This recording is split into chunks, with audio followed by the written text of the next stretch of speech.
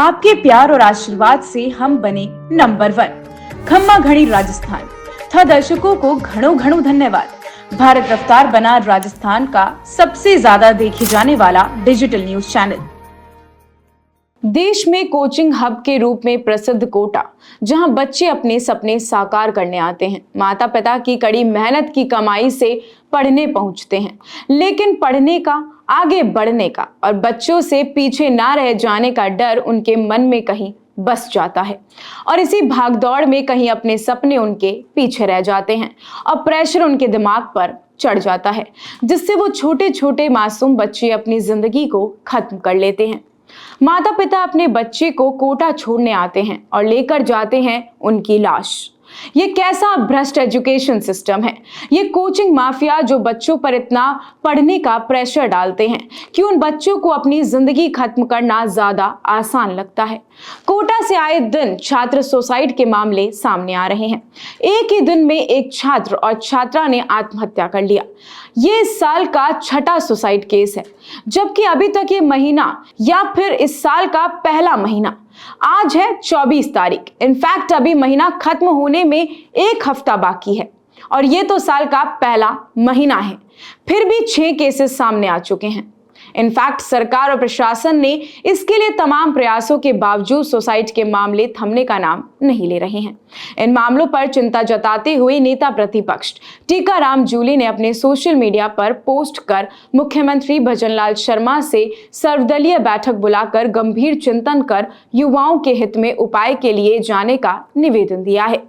कांग्रेस नेता टीकाराम जूली ने मुख्यमंत्री भजनलाल शर्मा को कोटा में बढ़ते सुसाइड केस को लेकर गंभीरता से कदम उठाने का निवेदन किया है। उन्होंने लिखा है कि मैं आपका ध्यान युवाओं से जुड़े एक बेहद महत्वपूर्ण विषय की ओर आकर्षित करना चाहता हूं। प्रदेश में गत दिनों में कोचिंग छात्रों द्वारा आत्महत्या करने के मामले हृदय विदारक है। ये मामले सबसे अधिक कोटा जिले से सामने आ रहे हैं, जो कोचिंग हब में भी हैं। दिनांक 22 जनवरी को 2 विद्यार्थियों द्वारा आत्महत्या कर ली गई। उन्होंने लिखा है कि आपकी जानकारी में होगा कि राजस्थान में विगत कुछ वर्षों से आत्महत्याओं के मामलों में निरंतर वृद्धि देखने को मिल रही है। अगर इस गंभीर समस्या का समय रहते समाधान नहीं किया गया तो ये और भी बड़ा विकराल रूप ले लेगी। यदि आंकड़ों की तरफ ध्यान दें तो पिछले 22 दिन में ही 5 बच्चों ने आत्महत्या कर ली है। पिछले एक साल में 20 से अधिक विद्यार्थियों ने आत्महत्या की थी।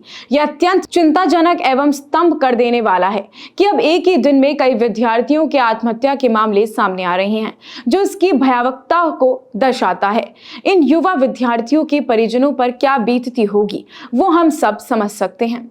जूली ने आगे ये भी कहा है कि जब इन आत्महत्या के मामलों की जांच की जाती है तो इसमें विद्यार्थियों पर बढ़ता अच्छे प्रदर्शन का दबाव एक बड़ा कारण होता है, परंतु यह सोच का विषय है कि शिक्षा प्रणाली में ऐसी क्या खामियां हैं जो किसी विद्यार्थी का जीवन बनाने के स्थान पर उसे जीवन समाप्त करने के लिए मजबूर कर रही हैं।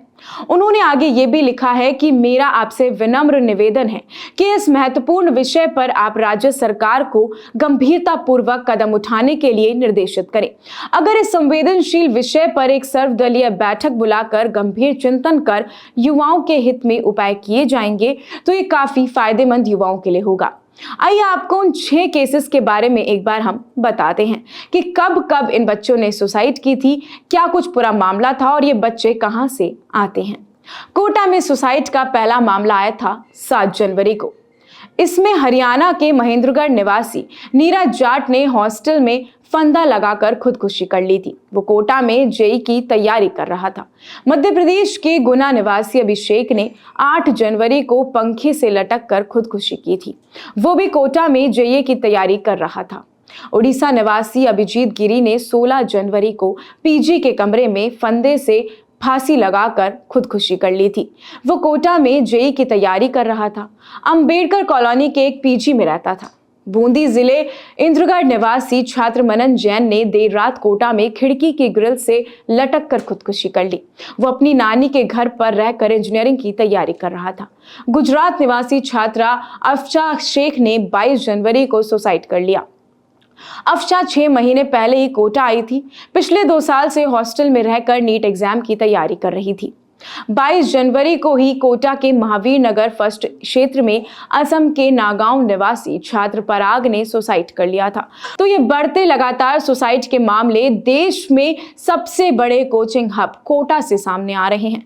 इसके पीछे क्या कुछ कारण है, क्योंकि सबसे बड़ा कारण तो यही सामने आता है क्योंकि बढ़ता प्रेशर और कोचिंग माफिया जो लगातार बच्चों के ऊपर प्रेशर डालते हैं अच्छा प्रदर्शन करने के लिए, अच्छी रैंक के लिए, और कंपटीशन जिस तरीके से आज प्रदेश में देश में बढ़ता जा रहा है, अच्छा प्रदर्शन हर बच्चा करना चाहता है, पीयर प्रेशर बहुत ज्यादा बच्चों के ऊपर होता है और इसी कारणवश जो है बच्चे इस तरह का कदम उठा लेते हैं। और इसी के मद्देनजर आपको बता दें कि नेताओं ने भी कई तरीके के बयान दिए हैं, जिसमें पहले शिक्षा मंत्री मदन दिलावर ने यह कहा था कि इस तरीके के जो मामले सामने आ रहे हैं वो प्रेशर की वजह से तो सामने आ रहे हैं, इसके अलावा जो बच्चे सुसाइड कर रहे हैं वो इसलिए कर रहे हैं क्योंकि बच्चे रिलेशनशिप्स में आ जाते हैं, प्रेम प्रसंग की वजह से इस तरीके के मामले सामने आते हैं।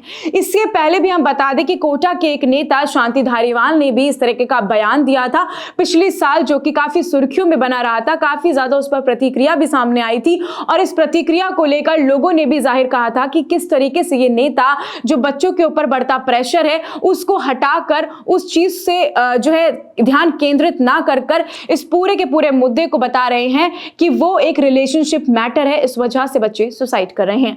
आप लोगों का क्या कहना है हमें कमेंट सेक्शन में बताना बिल्कुल भी मत भूलिए। नमस्कार।